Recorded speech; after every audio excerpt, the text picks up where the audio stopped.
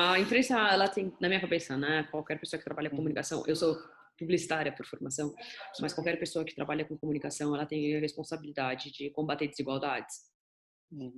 Mas às vezes quando vai para o lado do jornalismo esportivo, a pessoa está envolvida numa paixão ali, acho que é muito difícil ter jornalista esportivo que não gosta de esporte ou que não torcia para um time, enfim, que não tem um histórico de uma relação pessoal mesmo com o esporte, com o time, com a modalidade. Acho que esquece um pouco isso e quer passar notícia, quer passar puro entretenimento. E aí eu acho que falta um pouco dessa responsabilidade. Como criar pautas e falar o que realmente importa. Mesmo não tendo, talvez não vai ter tanto clique, mas, poxa, você pode fazer um papel importante para a sociedade. Muitas das pessoas que fazem a pauta ainda são pessoas que têm a mesma cabeça do juiz do STJD que estava virando a cara para punição por homofobia. Eu acho que é por isso, é um pouco geracional de há 20 anos, há 30 anos, a gente não discutia alguns assuntos que agora a gente discute porque as pessoas resolveram levantar a voz e se posicionar a respeito disso. E você falando de cobertura esportiva, eu acho que muitos programas esportivos de rádio e TV, sem generalizar, obviamente, porque tem muita coisa que vai em uma linha contrária, mas eu acho que uma parte deles flerta de uma forma agressiva, baseado num jeito pretensamente descontraído de informar. É um fenômeno que ainda acontece em muitos programas, porque justamente por ter outra cabeça e por ser algo que não tá aberto para o que está acontecendo, para os novos discursos, para as novas discussões. Mas eu acho que isso é geracional, a partir da entrada de mentalidades novas nas redações e nas produções de programas. Eu acho que isso começa a ser um pouco desconstruído da base, né? Eu acho que é necessário você dar ouvido, dar voz para quem quer que seja, inclusive para quem contesta essas questões de masculinidade. Então não tem essa discussão, não tinha essa discussão na mídia. Porque quem vai levantar essa discussão? Quem vai levantar essa discussão não está ali. Mulher não está ali, homens gays não estão ali, mulheres lésbicas não estão ali. Então o cara está reproduzindo o que aquele meio entendeu? E por isso que demorou tanto para essas discussões virem à tona. E só começaram a vir à tona agora, porque as mulheres, e até mais mulheres de fora também, porque as mulheres de dentro eram absorvidas pelo sistema, e eu acho que pela força que esse discurso fora da mídia ganhou, as mulheres de dentro do sistema começaram a falar, pô, dá para falar sobre isso, sabe?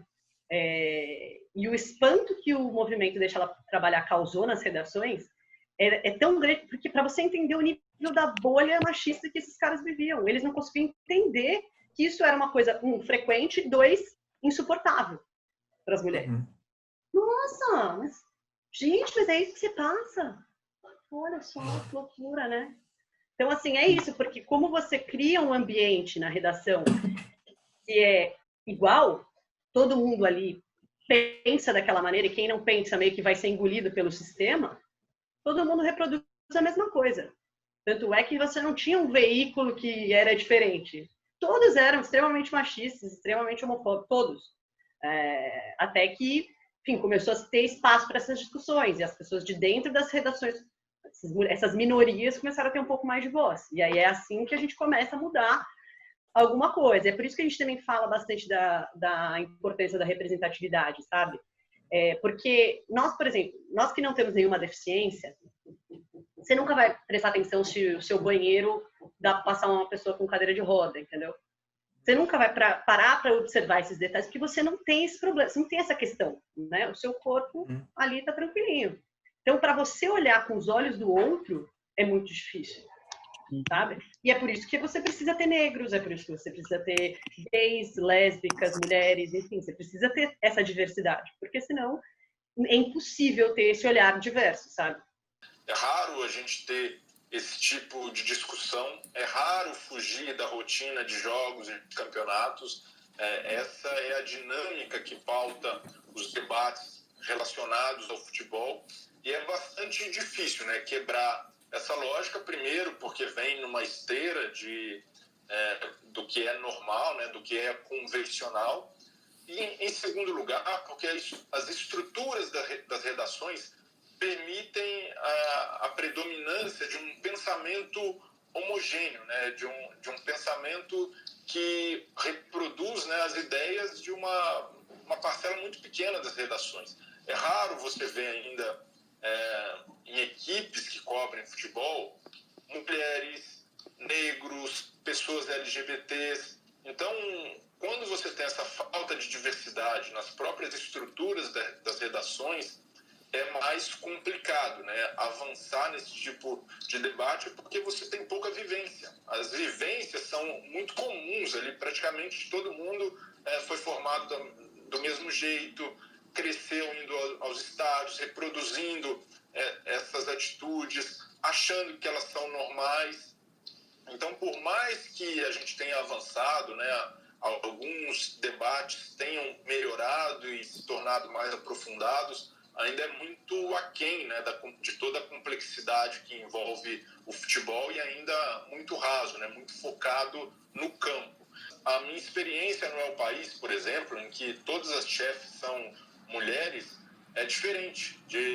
Você percebe uma abertura maior para tratar, para aprofundar esses temas. Não que eu não tenha tratado na Placar, lembro ter feito uma matéria grande, né, sobre homofobia no futebol, mas ainda assim era um ambiente distinto, né, um ambiente dominado por homens, um ambiente que historicamente reproduzia o padrão masculinizado. Mas acho que aos poucos, né, a gente tem conseguido quebrar essas barreiras, mas repito, né, para ter efeitos práticos, você precisa diversificar as redações.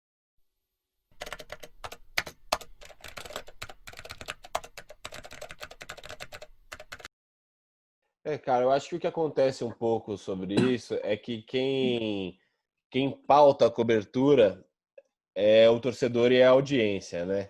Uhum. E, infelizmente, existem muitas coisas ligadas à audiência e à resposta do público que elas acabam levando para outro caminho. Acho que talvez, infelizmente, a pessoa do outro lado da tela, ela se desinteressa quando esse assunto entra em pauta, ou ela pensa, lá vem esses caras de esquerda querer defender o gaysismo. Porra, já vão querer botar punição nos clubes só porque o cara chamou fulano de viado. Ou o cara começa aquele papo de, porra, estão querendo acabar com o futebol, não posso mais xingar, não posso mais não sei o quê. Eu acho que a forma como a pessoa do outro lado da tela interage acaba trazendo mesmo uma discussão um pouco mais rasa, um pouco mais curta do que deveria. O assunto acaba não tendo talvez a importância que ele mereça, muito porque realmente a televisão, especificamente a televisão, que é onde eu trabalho hoje, né? Ela é pautada pela resposta do público. Então, eu ali adoraria dar mais espaço para times do Nordeste do que eles têm hoje, mas infelizmente eu boto o Mauro César falando alguma coisa do Flamengo, eu vou dar, sei lá, 5 pontos de audiência. Se eu boto uma questão que acabou de acontecer de homofobia no Sport Recife, vai dar 1 ponto de audiência. Então, eu vou ficar falando 10 minutos com o Mauro César e vou acabar falando 2 minutos do esporte. Eu acho que não pode ficar sem ser comentado, mas, infelizmente, isso acaba se perdendo na cobertura mesmo. Acaba tendo que dialogar com assuntos, acaba sendo pautado por questões do momento. Então, o que eu acho importante é que quando aconteçam situações de momento, elas não passem despercebidas. Então, sim, se teve esse caso do Vasco, aí da torcida chamar o São Paulo de time de viado, aí o árbitro pausa o jogo, sim, isso tem que ser comentado, isso tem que ser debatido, isso tem que ser falado. Talvez isso deveria ter um espaço muito maior do que tem? Sim, certamente deveria. Mas, infelizmente, a cobertura, como eu falei, ela segue uma linearidade que é muito difícil de você romper. Eu acho que a gente vê pelos relatórios de audiência, mesmo no site que eu trabalho, ou no jornal onde eu trabalhei, A gente vê qual é o público médio assim do nosso leitor. E eu acho que o público da TV esportiva é parecido, porque são as pessoas que estão consumindo informações em meios diferentes. Mas é o cara de 40 anos, classe A, B, e ele tem uma linguagem que ele espera ver, e os produtores de conteúdo produzem para ele aquela linguagem. O que ele espera é o que ele tem. E esse é o público. Só que o público tende a mudar, né? Porque quem hoje é uma pessoa jovem, que está no mundo universitário, que está recebendo interferências e influências de todos os lados, de diferentes correntes de pensamento e estudo, essa pessoa vai ter uma formação mais livre e diferente, e talvez ela não vá querer consumir o mesmo conteúdo que o pai dela consome. E esse novo público é que tem que ser conquistado. Ele vai ser conquistado com discussões. Eu vi um texto, não sei de quem, do Carpinejar, acho, não sei direito, mas que é uma geração que escreve e que lê textão. Então, é uma geração que se interessa em discutir os assuntos. E eu acho que é essa geração que vai determinar cada vez mais para onde a mídia vai.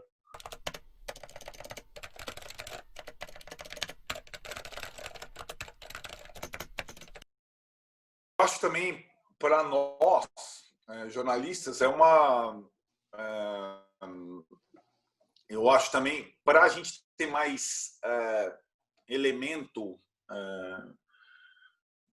para contextualizar esse tipo de tema em relação à arquibancada, comportamento do torcedor, a gente precisa frequentar.